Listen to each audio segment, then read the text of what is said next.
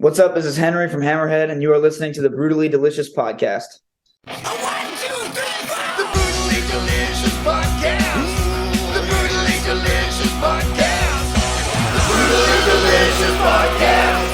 The Brutally Delicious Podcast.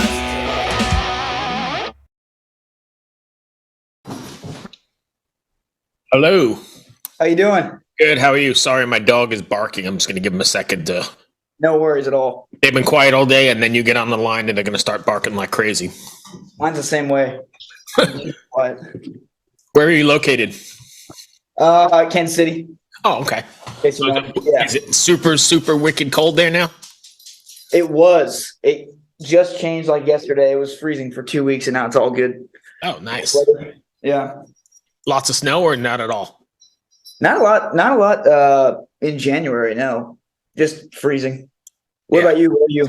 I'm in Richmond, Virginia, and today's 55, but it's been in the teens, so it's cold, but I guess you're into negative numbers by you, right? Yeah. Yeah, that's too much. Not for me. So let's talk about Hammerhead then. Yes, sir. What was it like growing up in your household? Were you all into music right from the get-go, and where did the inspiration come from? All you three brothers, metalheads. Yeah, it's lucky growing up in the same household with two band members. Right. Yeah, musical household. Our mom and dad love music, not metal really, but they instilled the love of music in us pretty much, and they've grown to love it. So right, they had to. So you mentioned that it's lucky to grow up in a metal family and have band members as your brothers, but it's also probably there's a flip side to that as well, right?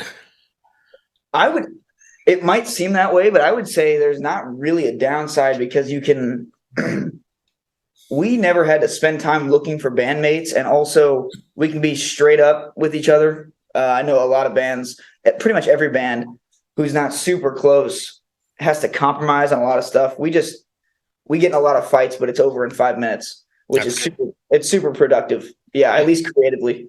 Excellent. So Nonetheless is due out in about 2 weeks, I guess, right? Maybe 3 weeks? Yeah. Now that it's done and complete, how do you feel about it? You satisfied with the way it came out? Oh, yeah. The only thing we're not really satisfied with this time is that we recorded it in January of 22. So it took too long to get out. But we're working on that. We're rookies. It's the album is one step closer to, 5 albums down the line. We want to make like the perfect Hammerhead album in the next 10 years. This is one step closer to that. Yeah, I mean, I've listened to Grand Currents and I absolutely love it. And when I was talking to John, he said, man, you got to get these guys on the show. And I totally dig what you're doing. Thank you. Are you guys all able to write together, like in the same space, or are you guys distanced? Pretty much exclusively together. We've never written separately, although we might try it soon. We just jam in the basement and for like 2 hours a day, and whatever comes out of that, usually some idea comes out of, at least one idea comes out of the session, and we run with it. And then after a few weeks, if it's good, we keep it. If it's not, it's trash. So you guys are all living home then. You must be able to bounce around ideas all day. Yeah, actually, me and Eli live away now. We live in our own house now, but since Abe is still at our parents' house, we still jam there, and we're moving out probably soon. Right. They're probably going, thank God we can finally have some peace and quiet and watch TV. Yes. Yeah. We're looking for a place.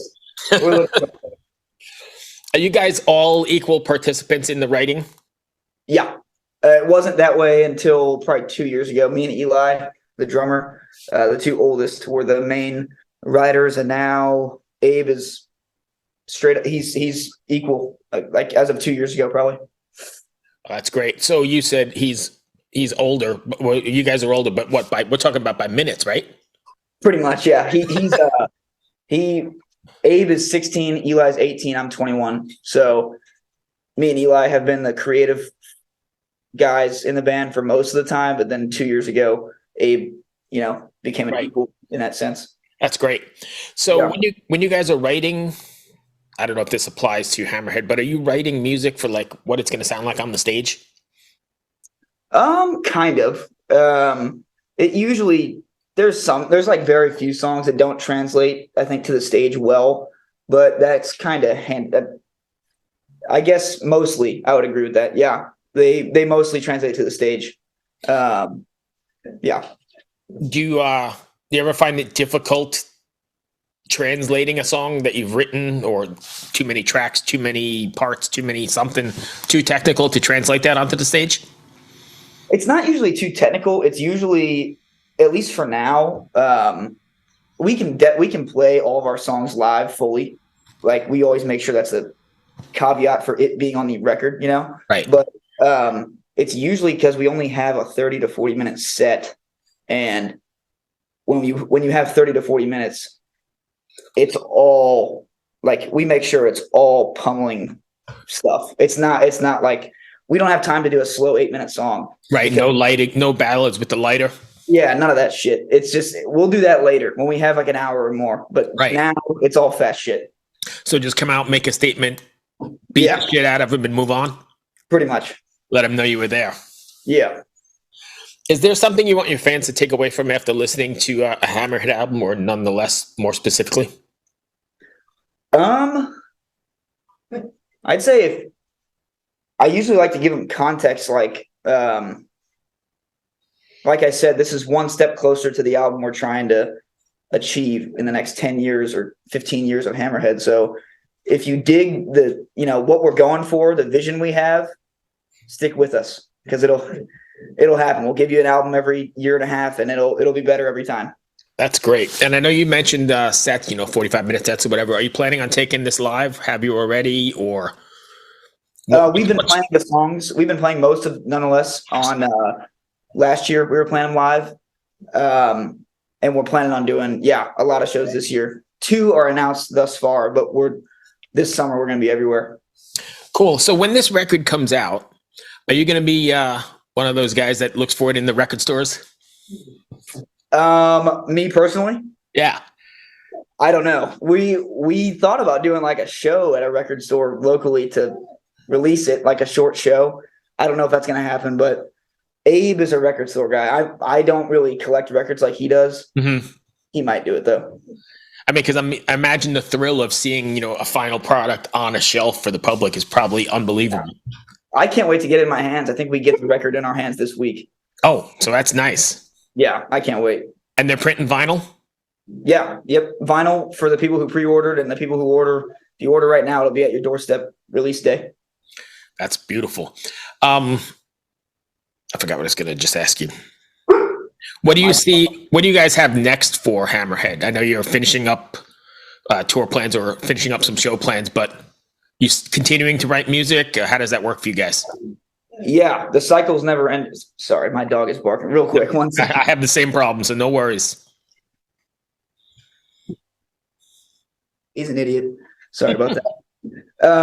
The cycle never stops. So we're writing again. We've been writing since 2 months ago, and the next album will be in the works. We're trying to get it recorded this summer before we hit the road, or if not, after. And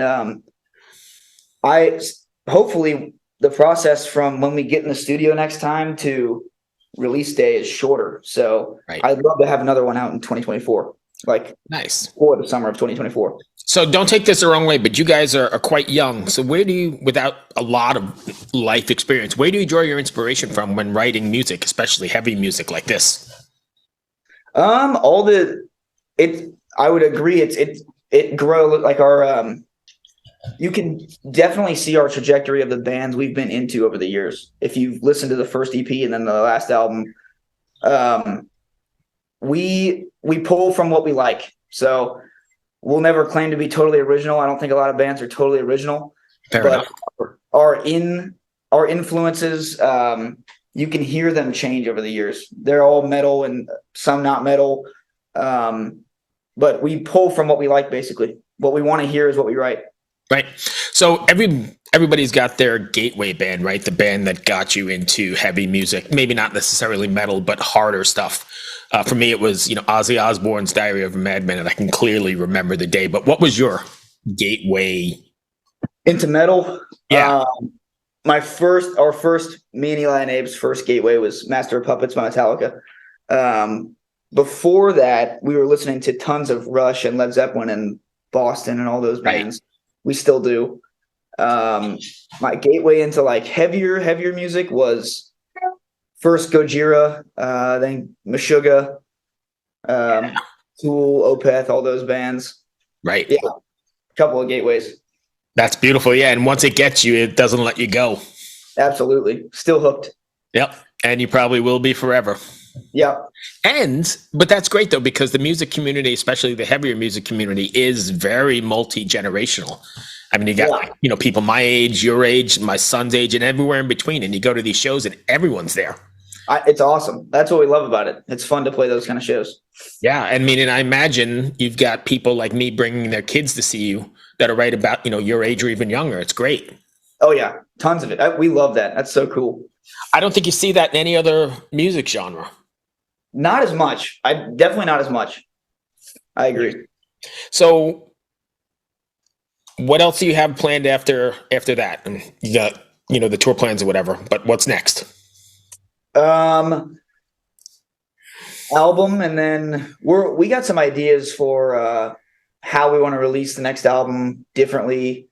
We're trying to grow the band in a kind of the most organic way possible. Hopefully soon we can get away from conventional social media, and we're trying to find a way to do that basically, because we are terrible at social media. We hate it, and it's bad. It's just a bad thing. If you find a way to do it, please email me, because it's sort of the nature of the beast, right? I can't stand it, but in order to keep the show going and do it, what I'm doing, I have to be good at it too. And it sucks so much time, and it's so difficult to just keep staying afloat with it. So I agree.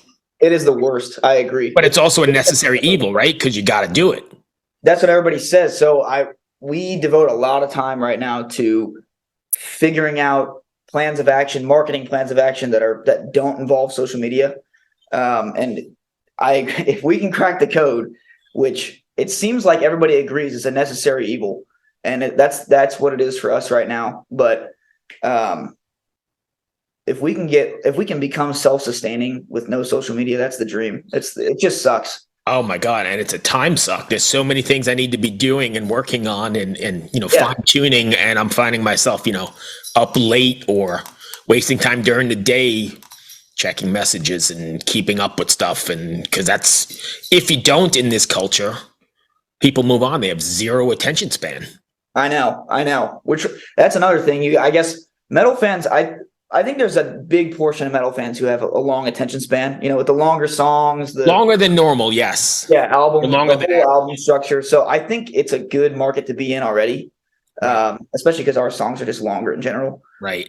Yeah, we're working on finding it. It's a process, and it's a process to get off, and then it's a process to start making actual money without being in the public eye all the time. You know what I mean? Right. You mean you can make money in the metal world? That's what we're trying to do. unless you want to be on the road for 200 days. Right. And even then, the way gas prices are and the way the economy is, you're not making money. Yeah. So there's a bunch. It's like a puzzle. We're trying to put it together. We're not even close to done, but that's the goal. I mean, I don't know if you saw recently, but even Anthrax canceled their European tour because they don't want to pay the whatever it is, $9 a gallon in diesel fuel. It's not feasible. I will say I've heard a lot of bands. This isn't our problem because we're not our tours are not glamorous at all. It's just a van, Right. But bands who have nicely put together tours and they're older and they want to have some comfort.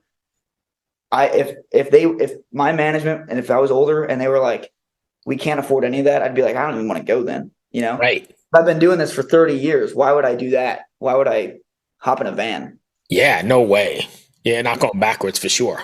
Yeah. But at the same token, you've got, luckily Anthrax is way up there, but other bands, you've got people depending on you, right? You've got to feed people. You've got to feed yourself and put a roof over your head. So you still kind of got to get out there if that's what you're going to do.